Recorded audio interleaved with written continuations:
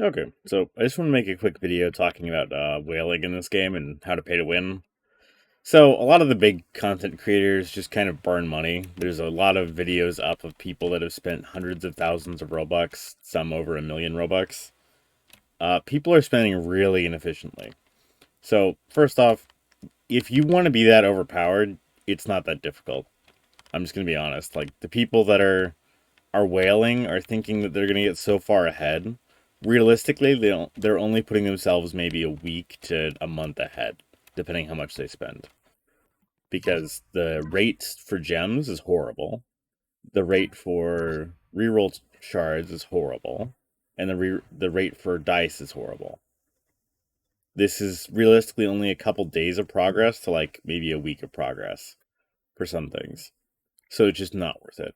So the reason VIP is like the main thing people need to be buying is you're basically getting an infinite gem generator. It's almost like playing a tycoon game. If you set up a ton of alts with VIP, they'll get 8 gems every minute and 30 seconds. So let's just say you're insane and you set up 10 alts with VIP. Yes, that is a ton of money, but for how many people are wasting it on that, getting 8 gems every minute and 30 seconds for the rest of the time that you have the accounts open in this game is insane. So, if you just want to own all of the gems and be able to just spam open packs and buy whatever you want with gems, you have a lot of power over the economy. So, AFK Chamber is the logical choice. The same, if you're gonna spam alts, then you would also be able to do raids or infinites to farm reroll tokens and a bunch of other things. So you can't trade the raid shards to alts, but you can trade the gems, you can do rerolls, you can get dice, you can get binds, and then just trade them to your main. So the rate of this isn't great, but I think you get like 3 trait crystals every run. So if you just spam trade over the rerolls and trait crystals, you'll be able to get very, very good rolled champions very quickly. You could also run infinites, it's more of a preference thing. But people are wasting their money on the most inefficient things, which is dice and crystals.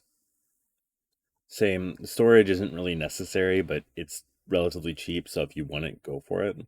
Just don't go overboard. Only buy like another extra 100 or 200, I would say. Gold is also a waste because you just get infinite gems from AFK Chamber and then just open packs. You'll get plenty of gold, don't worry. I bought a red for my clan just for fun. But yeah. Just also as far as selling whenever trading comes out, the issue is if this is like Death Ball and the limited banner doesn't come back again, then these are going to be worth a ton.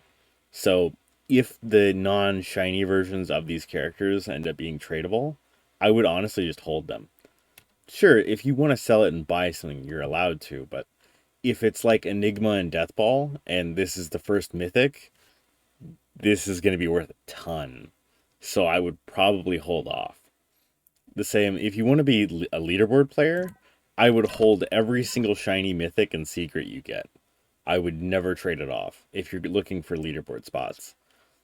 Because if you're going to be a leaderboard player, the options are you trade intelligently or you just spend so much money that it makes up for you trading poorly.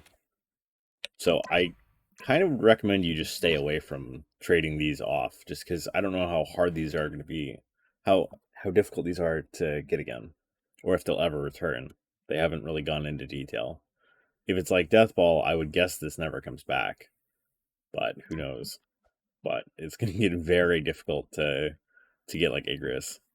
Donut Warrior, there's a ton of copies, so if you can trade the non-shiny versions, it's going to be pretty easy. It's just the problem is a lot of the stock's going to get sold off pretty quickly because all the people that spam opened for the knight or Igris will have a bunch of Donut Warriors and Warrior Princesses, and if they can sell them for 20k gems now, they'll probably think it's amazing. But if you just hold them, you can probably sell them for 50, 100k down the road.